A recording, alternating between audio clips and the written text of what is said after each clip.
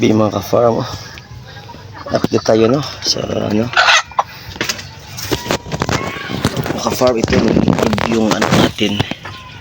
Grabe, need dito lang sa lupa mga ka-farm. Itlog ng ating Rhode Island. Oh, yun oh. Yun. Ito mga ka-farm. Bagong bago pa. Kakaitlog lang. Nakalabas lang itlog.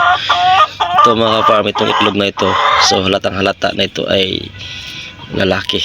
Ito pahaba siya. Yun, dito lang mga ka-farm. Oh. Grabe. Ang ganda ng ating mga manok mga ka-farm. Nakakaaliw tingnan. Sila, yung iba oh. Yun, nangitlog sila. Dito mga ka-farm. Oh. Yan, nakatago. Yun, mayroong isa rin dito. Yan. Isa. So, kunin natin ito mga ka-farm. Lagay natin dito. Ipunin natin dito sa isang lagayan lang.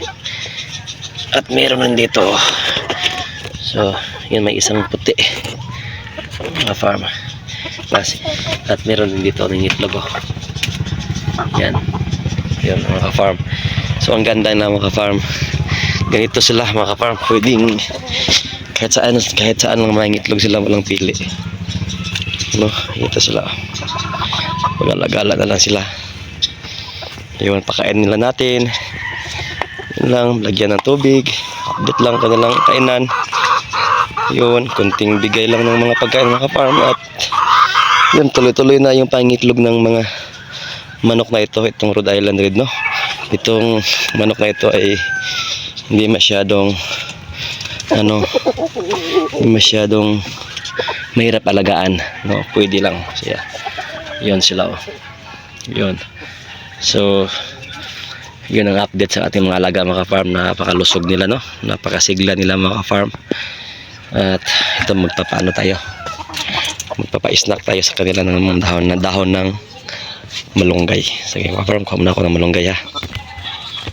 Ito yung malunggay natin oh. Kuha tayo ng dahon ng malunggay, magpapa-snack tayo. So ito magpapa-snack tayo sa kanila mga farm.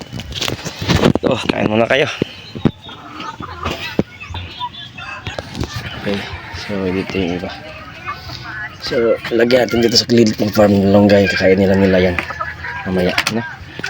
Busog pa sila kasi mga farm.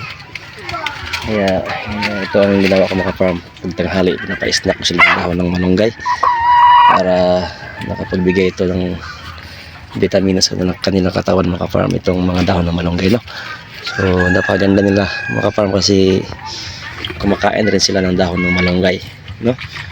So yun ang pinakamaganda. So yun lang muna mga farm update ko sa mga alaga ko ngayon.